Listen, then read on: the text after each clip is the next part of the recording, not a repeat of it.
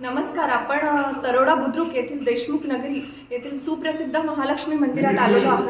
येथे अनेक दशकांपासून भागवत सप्ताहाचे आयोजन केले जाते. दरवर्षीप्रमाणे यावर्षी येथे श्रीमद भागवत कथेचे आयोजन केलेले आहे.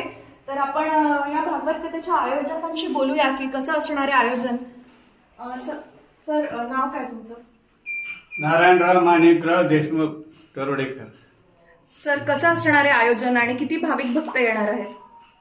या ठिकाणी खरं म्हणजे 2011ला या ठिकाणी लक्ष्मी मातेची आम्ही स्थापना केलेली आहे आणि तेव्हापासून दरवर्षी आम्ही भागवत, देवी भागवत आणि श्रीमद भागवत महापुराण, त्याच्यानंतर हरिविजय अशा प्रकारचे नाना प्रकारच्या ग्रंथाचं या ठिकाणी आयोजन दरवर्षी करतो आणि दरवर्षी हजारो महिला आणि पुरुष इथे या ठिकाणी लाभ घेतात.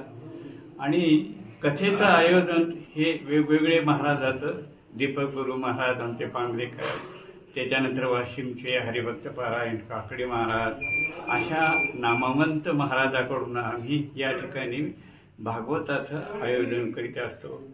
आमच्या देशमुख नगरीतल्या महिला मोठ्या संख्येने येतात आणि त्याचप्रमाणे पुरुष देखील मोठ्या संख्येने येतात. खरं म्हणजे कल्याण नगरापासून शनी या वस्तीतले माणसं या ठिकाणी येतात आणि म्हणतात की गुरुजी तुमच्या देवी भागवतचं केव्हा सुरुवात होणार आहे, आतुरतेनं वाट पाहतात. आणि त्याचाच अनुरोध करून शनी आम्ही या ठिकाणी दरवर्षीच कथेचं आयोजन करीत असतो. भाविक फक्त मोठ्या संख्येने येतात. आम्हाला या ठिकाणी देशमुख नगरीतल्या सगळ्या लोकांचं प्रेम देण्याचा आम्हाला योग या ठिकाणी आलेले आहे. हेच आमचं अभिनंदन. यावर्षी कोणते महंत येणार आहेत कथेसाठी? हरिभक्त पारायण 9/2025 ते दिनांक 30/9/2025 पर्यंत ही श्रीमद भागवत कथा आयोजित केली आहे. उद्या ठीक दुपारी 12 वाजता कथेला सुरुवात होत आहे.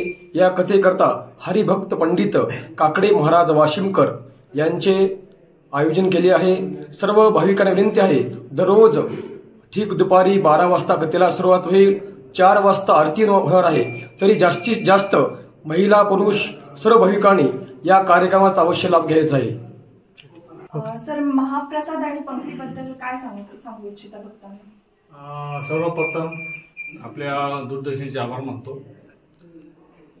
सतत 2021 पासून 5 वर्षापासून नारायणराव गुरुजी आमचे मार्गदर्शक, त्याच्या मार्गदर्शनाखाली गोविंदराव देशमुख हे जपारवळ या कार्यक्रमाला सगळे देशमुख नगरीच्या सहकार्यानं आजचं 10 दिवसाचा कार्यक्रम इथं चालतो.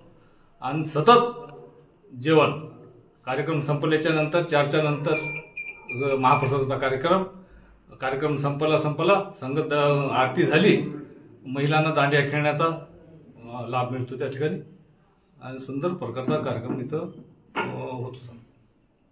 कथेचं आयोजन इथे खूप छान पद्धतीने केलेलं आहे आयोजकांनी. धन्यवाद. सर्व भाविक भक्तांनी जास्तीत जास्त या कथेला प्रतिसाद द्यावा अशी मी विनंती करते. सरिता पांडे कुलकर्णी, युवा क्रांती न्यूज, नांदेड.